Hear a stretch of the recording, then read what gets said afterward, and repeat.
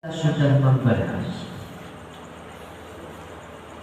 perdana masuk kepada bab sholat, bahwa kemarin sholat adalah ucapan-ucapan dan aktivitas-aktivitas atau gerakan-gerakan yang ditentukan oleh agama, yang dimulai dari takbir dan ditutup dengan salam. Dan kemarin juga sudah dikatakan keutamaan sholat apa dan lain sebagainya. Udur sholat kemarin sudah ada, udurnya itu tidur, ketiduran, kedua lupa, ketiga jalan, keempat adalah terpaksa atau dipaksa orang lain sehingga meninggalkan sholat. Nah, sekarang kita masuk kepada selanjutnya, masih cabang dari bab sholat adalah tentang al-awqatul lati tahrumu biha sholat, waktu-waktu yang haram, di mana di dalam waktu tersebut haram dilaksanakan sholat. Waktu yang haram dilaksanakan sholat itu terbagi dua.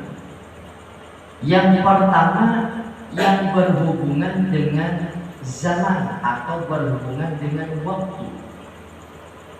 Yang kedua yang berhubungan dengan pekerjaan, sehingga sholat haram dilaksanakan di waktu tersebut atau setelah pekerjaan tersebut. Maka ada waktu atau setelah pekerjaan yang ditentukan oleh agama sehingga sholat haram hukumnya di waktu tersebut. Yang dimaksud adalah sholat sunnah. Yang pertama, al-muta'alliqatu bizamani, waktu yang haram dilaksanakan sholat tapi ini hubungannya dengan zaman waktu.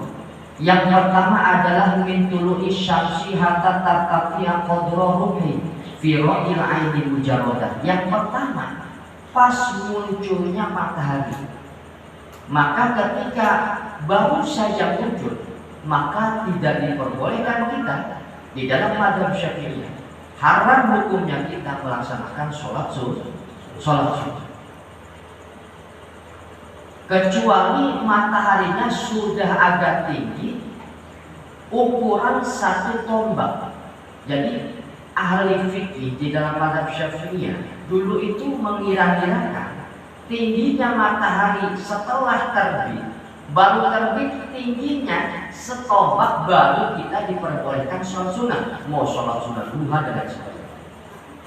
Nah, satu tombak itu seperti apa maksudnya? Apakah tombaknya yang 2 meter kan? Itu kan masih umum. Apakah tombaknya yang 10 meter? Baru kita sholat sunnah. Nah, perlu kita ketahui di sini, ini pembahasan mazhab Syafi'iyah telah dibahas bahwa satu tombak di situ adalah kita masuk kajiannya kepada ilmu hisab, ilmu perhitungan, cara membuat kalender, cara waktu sholat, itu ada namanya ilmu hisab. Sulit sekali, saya pernah 3 kali menghantamkan kitab tersebut, sulit sekali. Jadi kitabnya kitab itu mikir baik-baik. Jadi kitabnya luar biasa, benar-benar harus mikir sekali. Nah, di dalam kitab ilmu hisab diterangkan satu tombak itu ternyata maksudnya seperti ini. Di sini ada ma yusawi 16 detik, seperti sama dengan 16 menit. Karena satu tombak adalah li'anna ruha, karena satu tombak arba'in darajati 4 derajat.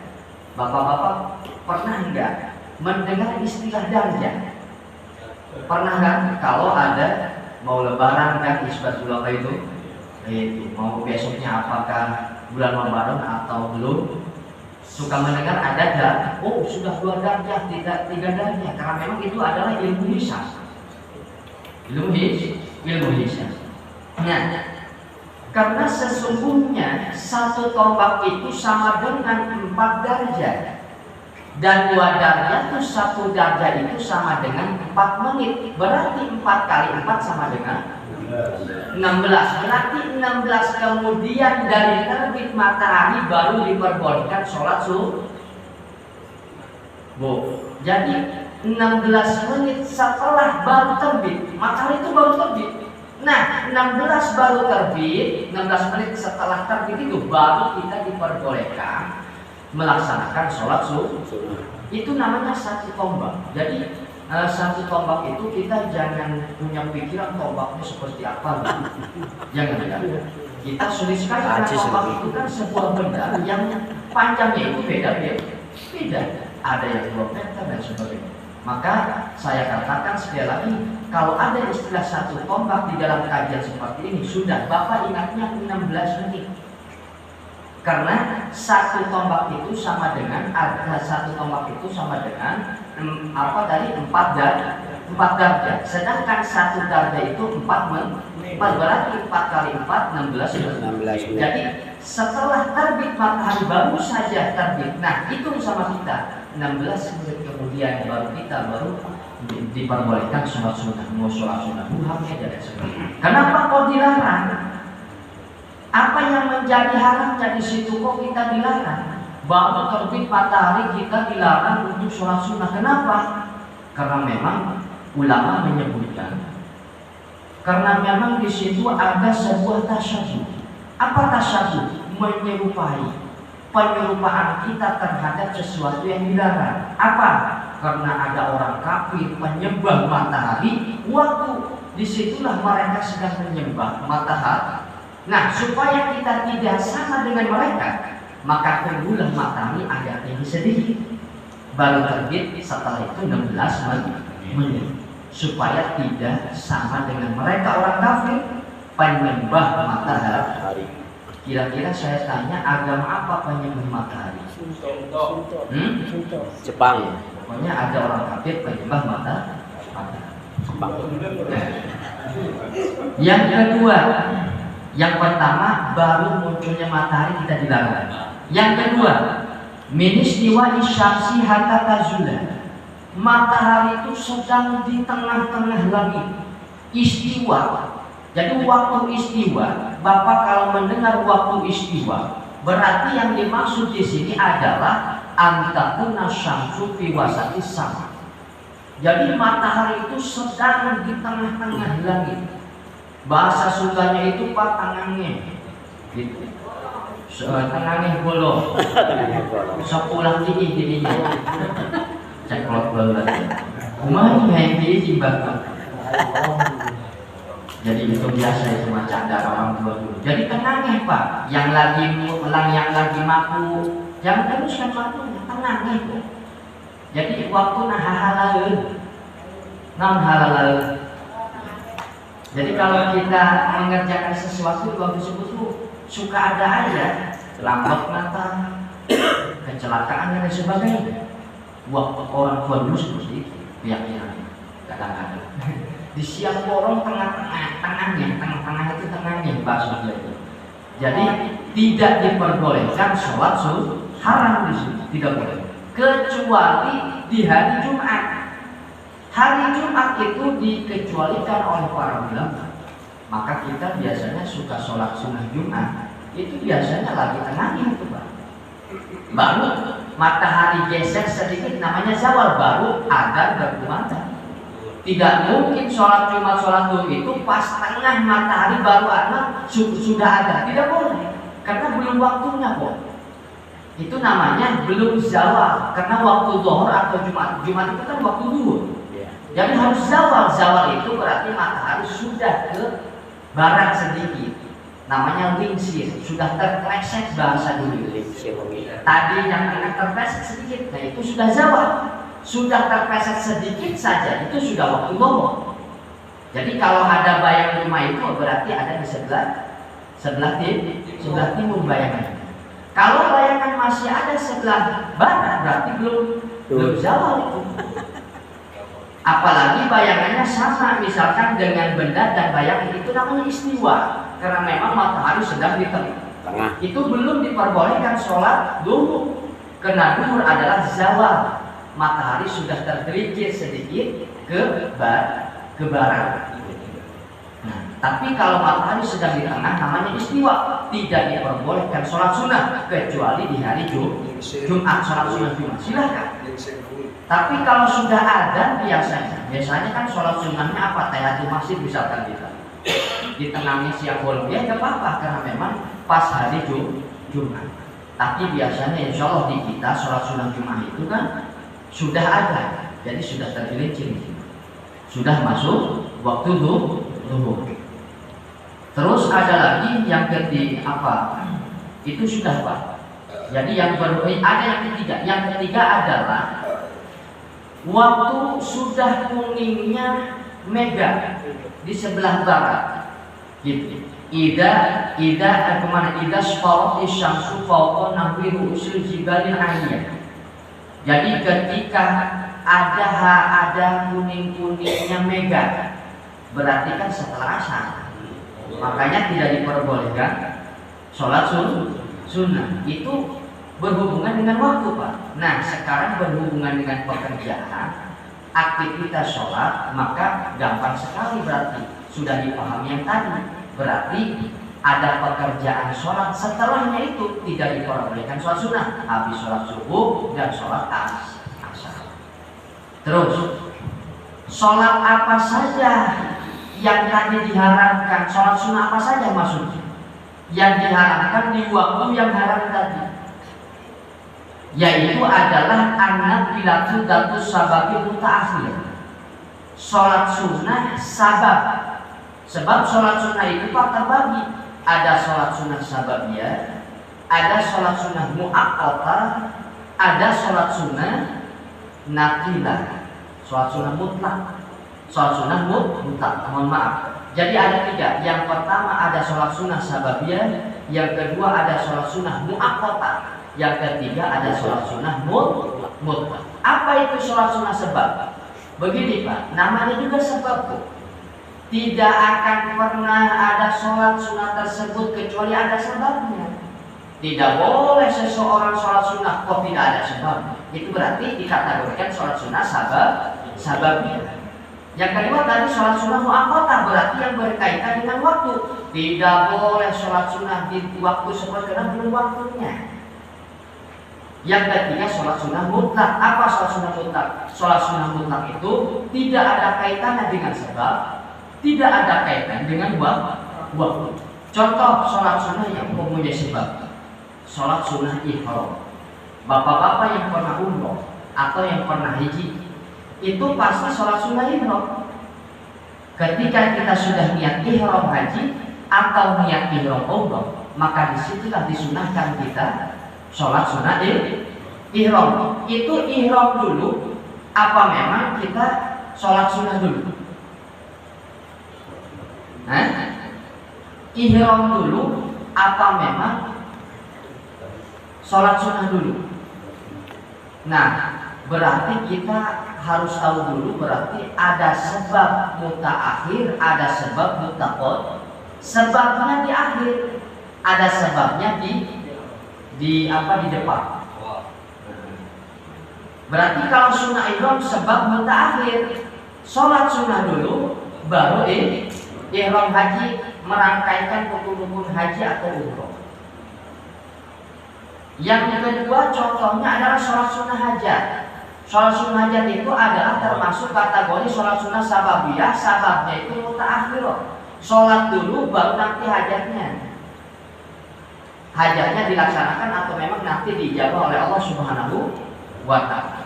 Itu adalah sholat sunnah sababiyah mutaakhir. Sebabnya itu ada di akhir. Sholat sunnah karena memang ada sebabnya, mau melakukan sesuatu. Nah itu berarti sebabnya ada di akhir. Ada sebabnya di depan Pak. Sebabnya itu dulu, baru sholat sunnah. Seperti apa? Tahiyatul masjid. Kita sholat dulu apa masuk masjid dulu? Kalau mau sholat sunnah tahiyatul masjid, masuk dulu, baru dilaksanakan sholat sunnah tahiyatul masjid. Sebabnya apa duluan atau di akhir Pak?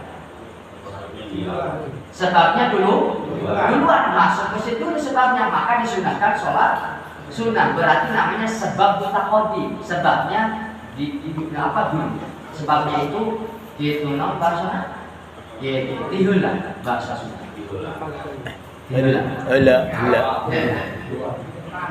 Jadi sholat sunnah ada sholat sunnah sabab yang mutakhir.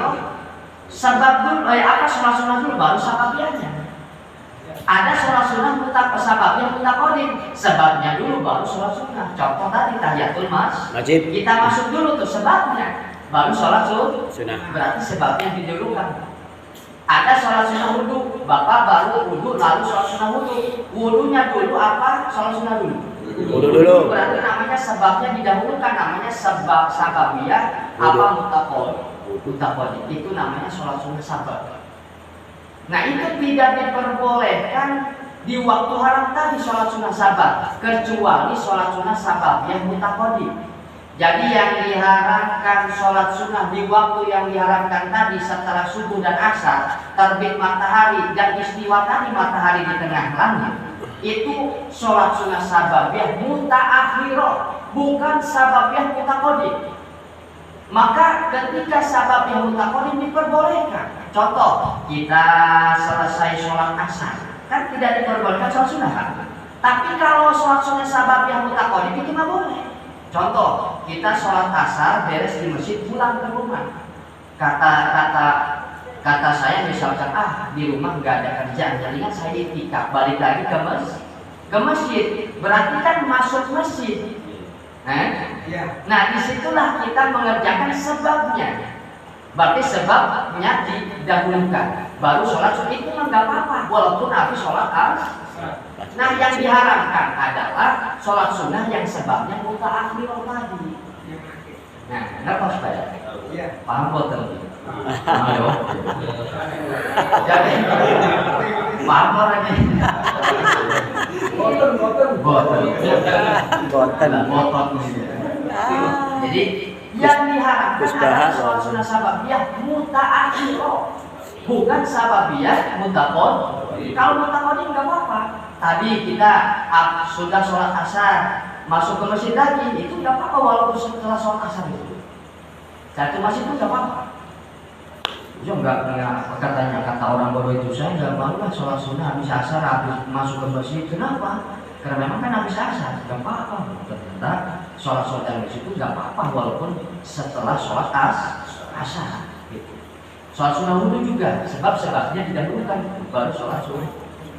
Jadi sholat sunnah yang sabab yang mutaakhirah lah yang diharapkan, bukan mutakodim. Gitu.